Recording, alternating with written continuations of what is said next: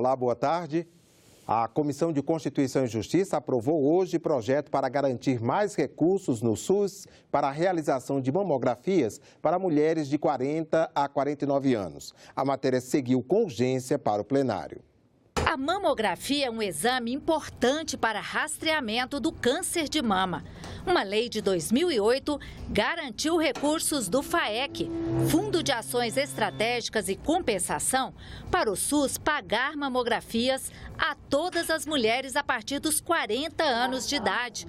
O fundo repassa dinheiro diretamente aos estados e municípios pelo número de exames feitos. Em 2012, o Ministério da Saúde editou uma portaria limitando o pagamento de mamografias, com recursos desse fundo a mulheres entre 50 e 69 anos, faixa etária em que é maior a prevalência de câncer de mama. Mas isso dificultou para mulheres de outras faixas etárias o acesso a esse exame. Em função dos limites financeiros do conjunto dos municípios e das demandas grandes que tem, em especial nos procedimentos de média e alta complexidade, o recurso das mamografias competia com o recurso dos outros procedimentos dentro do Sistema Único de Saúde.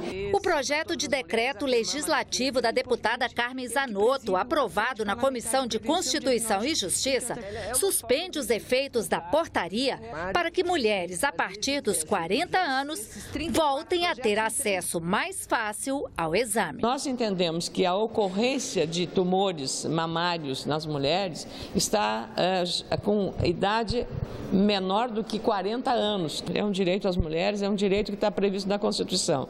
A saúde é um direito de todos. E o plenário aprovou nesta quarta-feira outros 2 projetos direcionados à saúde da mulher. As propostas vieram da Câmara dos Deputados. Uma delas prevê que, em caso de mutilação provocada pelo câncer, o Sistema Único de Saúde é obrigado a realizar a cirurgia reparadora de mama. O texto virou um substitutivo da relatora senadora Marta Suplicy e, por isso, será submetido a outra votação. O outro projeto aprovado determina ao SUS realizar a busca ativa de mulheres que tenham dificuldades de acesso aos métodos preventivos dos cânceres de colo uterino e de mama. O texto vai à sanção do presidente da República. Essas 2 matérias, eu acho que nós fechamos com chave de ouro, pelo menos em parte de matéria de legislação aqui no Senado Federal, em relação à atenção à mulher, principalmente a mulher pobre, que precisa de tratamento nessa questão de câncer, de reparação de mamas feitas após o tratamento contra o câncer. Então, fechamos aqui o Outubro Rosa, abrindo já o Novembro Azul. Pois é, o Novembro Azul mencionado pelo senador Eunício Oliveira é a campanha de conscientização do homem para os exames preventivos do câncer de próstata. Vai voltar à Câmara dos Deputados o projeto que regulamenta os aplicativos para transporte de passageiros. Senadores tentaram chegar a uma proposta que agradasse tanto a taxistas quanto a motoristas de Uber e outros aplicativos. O texto sai do Senado sem alguns pontos polêmicos da matéria original. Depois de mais de 1 hora de reunião, os líderes decidiram votar o projeto. Tem muita discordância, tem gente que pensa de um jeito, gente que pensa de outro.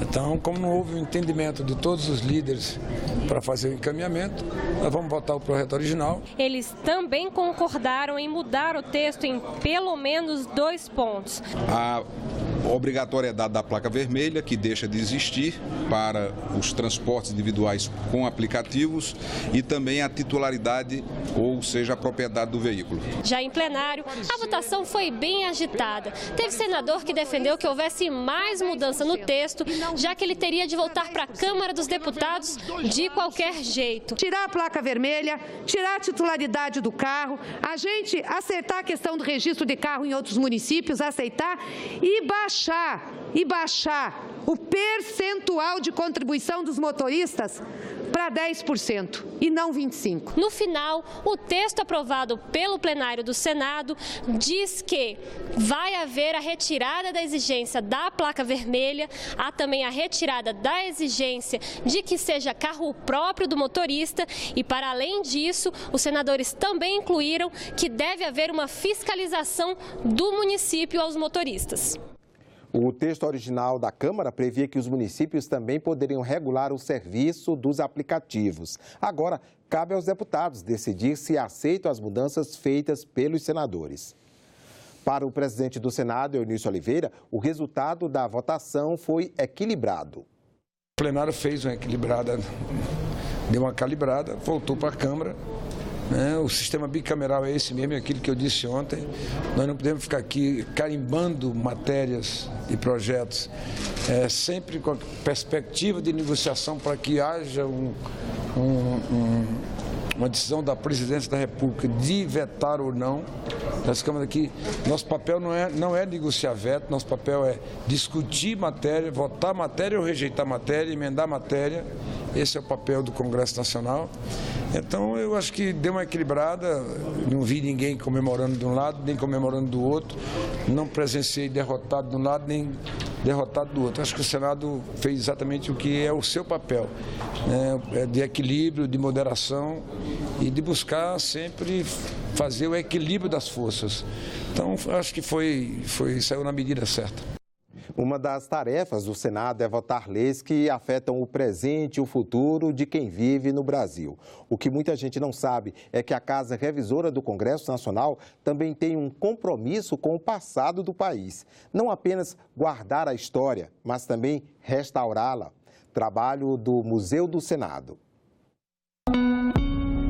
O estado de conservação e manutenção dessas peças é uma maneira de você exatamente dar sequência na lógica da história. O objeto em si é exatamente o que nos dá a comprovação de que aquilo é verdadeiro. Lixar cada centímetro da peça. Limpar documentos com produtos que devolvem ao papel a sua cor original.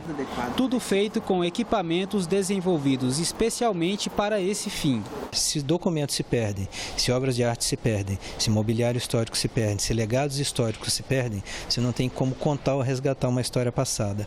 Uma das principais atribuições do museu está exatamente em manter esse patrimônio no melhor estado de conservação possível.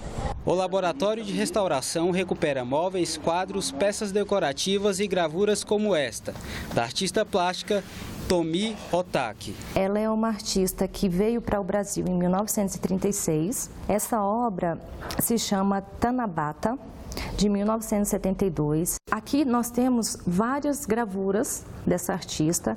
Esse aqui é a 13ª gravura das 30 edições que ela tem aqui no Senado.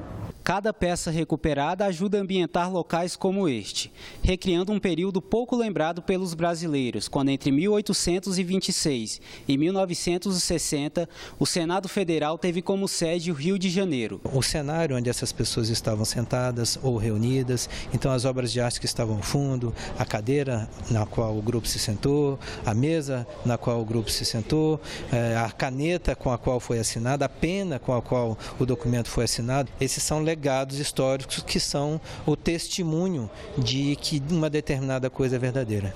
Até que as obras voltem a ser exibidas para o público, existe um trabalho de bastidores minucioso, um processo desafiador que garante longevidade às peças, como o que aconteceu com os lustres que decoraram o Palácio Monroe, no Rio de Janeiro. Quando foi demolido, os lustres ficaram para o Senado, então ele foi encaixotado e trazido para cá, para Brasília.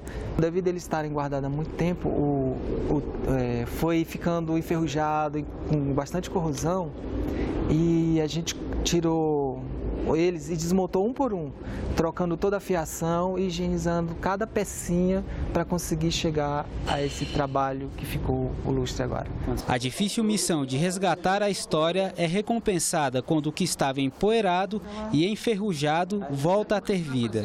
Você tendo esse tipo de material, essa história, poder conservar para que futuras gerações tenham acesso, é um valor assim imensurável, é muito gratificante.